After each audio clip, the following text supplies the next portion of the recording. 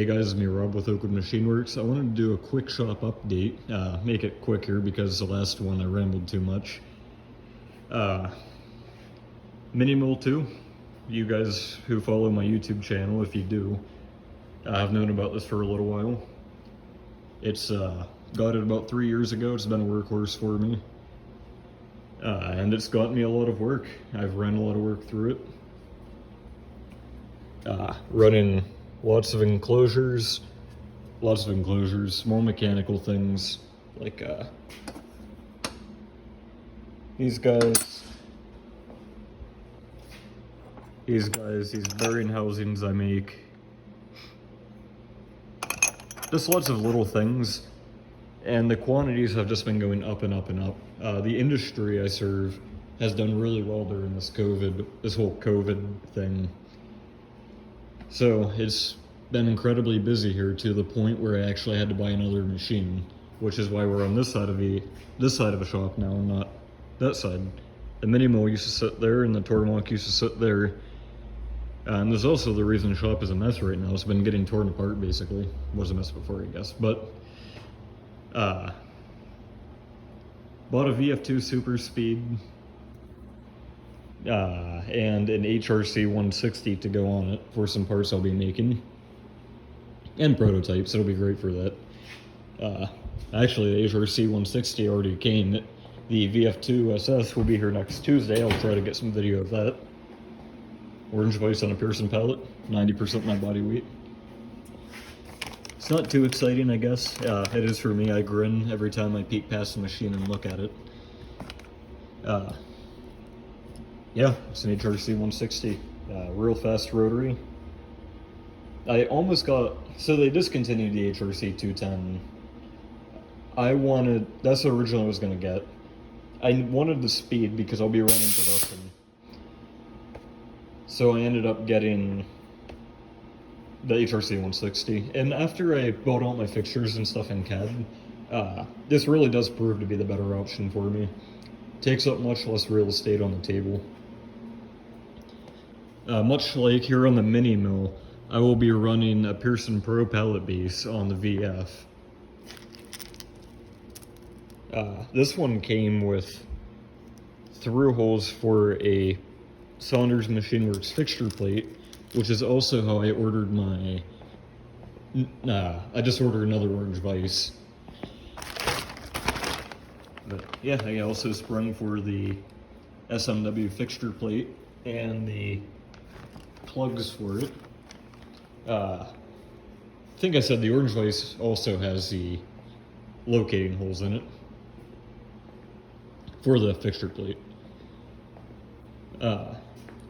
Tormach, got my 770 over here. Great little machine. Put a tool changer on it in the last couple years.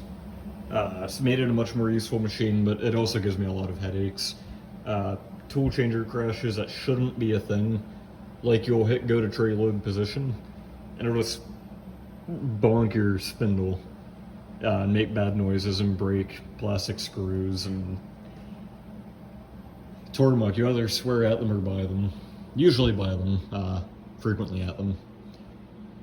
But I can't complain. It sees regular production. Even just on stupid parts like this. Nothing really precision about it. It just gets a threaded hole on that side and that side after this. There's no reason to tie up a $55,000 or $95,000 machine, or whatever value of machine you have, when you have a lower cost machine like this.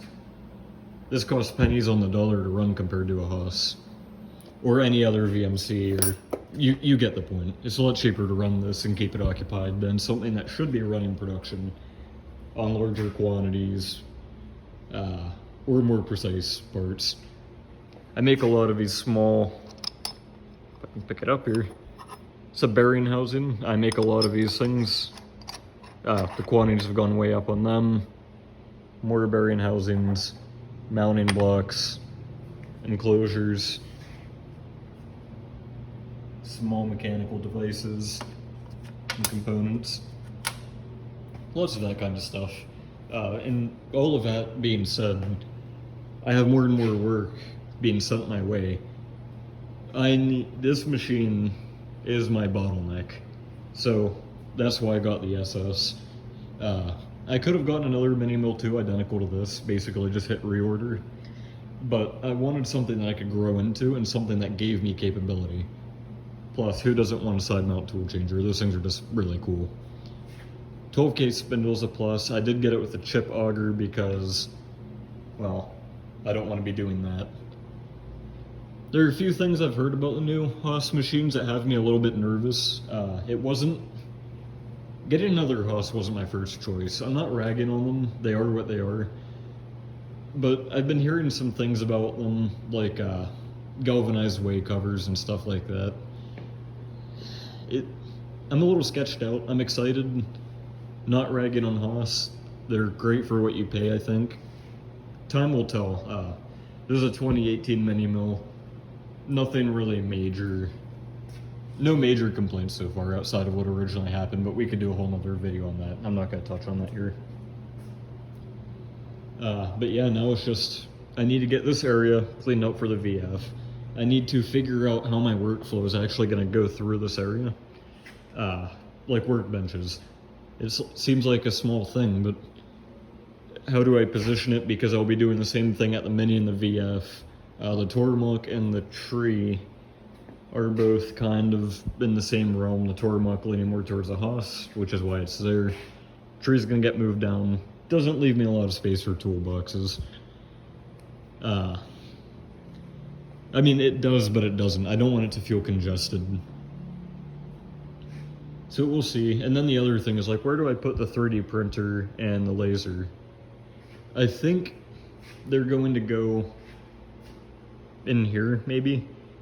I need to be conscious of where I'm putting the chop saw, which is another deal on its own.